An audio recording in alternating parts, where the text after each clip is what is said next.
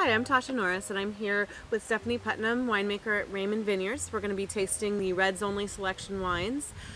Just to let you all know, I am subbing for Devin while she's on maternity leave. She had a baby boy on August 8th, and she will be back in November.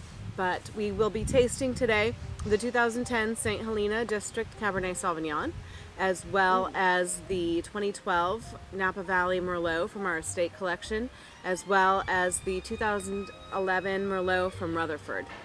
Great! I can't wait! Cheers! Cheers! Bonjour! What is happening here? Bonjour! Please, what a place! Was this chair for me? Just for you! I'm saved it just for in the deepest of my heart. And I had an empty glass. What a good timing. Let me fill it up for you, because you should never walk around with an empty glass. I cannot agree with you. So this is one of my favorites. This is a 2011 Rutherford Merlot.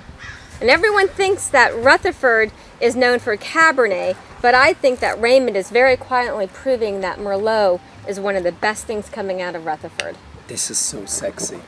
So voluptuous. So curly. And so charming. Yeah, my hair is a little curly today. Ladies, this is an honor and a privilege to taste actually one of my favorite appellations as well, Rutherford. This is where it all started. Remember, some key Frenchmen came here as well in 1900, created one of the best and most well-known winery in the world today, and we're continuing that dream of the Rutherford appellation.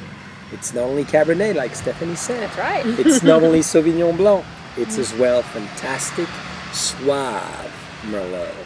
God, I'm glad I came. Cheers! In the Grove today. Woo! This is our 2012 Estate Collection Napa Valley Merlot. Again, this is an inaugural release for us. We wanted to do something that was unique and special only to the winery. This is a wine that is not available in any store or restaurant. We wanted to celebrate Merlot. You'll excuse if you hear a little train whistle in the background, that's the wine train passing by. We're also in harvest mode, so you might hear some other sounds. Our Estate Collection Merlot is different than our Reserve Merlot. Our Reserve Merlot is known for being a very serious Merlot, something that has a lot of structure and tannins to it. So I wanted to do something that was different, but still celebrated the Merlot that we get off of our estate. So this wine mostly comes from our estate here in Rutherford. So everything that you know about Rutherford Cabernet, in terms of the structure and tannins, applies to our Merlot. But this wine also, we blended in some vineyards from cooler climates to give a little bit more of a textural component. So you're going to get a little bit more of a spicy aromatics, maybe some black plum, but you're always going to get that inherent structure and tannins that we've become known for in our Merlot. So I hope you enjoy our first release of the 2012 Estate Collection Merlot. So this is our 2010 District Collection St. Helena Cabernet. It's actually one of my favorites of the districts that we do. It comes from just north of us. So we are the winery is located in the Rutherford appellation. About a mile from here is our vineyards in St. Helena. If everyone knows where Dina DeLuca is, that's where our vineyards are located for his District Collection Cabernet. This wine is 100% Cabernet, because it's really important when you're trying to talk about the personality of a appellation that you're not blending in other varietals, because then you're marring or you're masking what the true personality is. So we believe very strongly that it's 100% Cabernet. The vineyards that we get for this, that we source for this wine, are from the Inglewood Avenue area of St. Helena.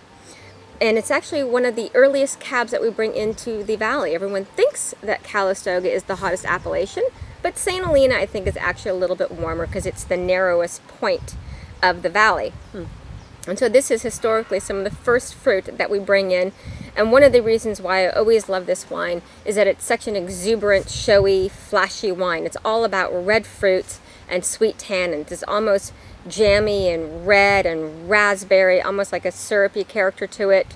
Very upfront, a lot of tannins. It's a big wine, but the tannins really come across in a sweet nature. 2010 is a vintage that also tends to make bigger wines as well. So this is a wine that definitely, if you have a piece of steak, this is the wine that you want to enjoy it with.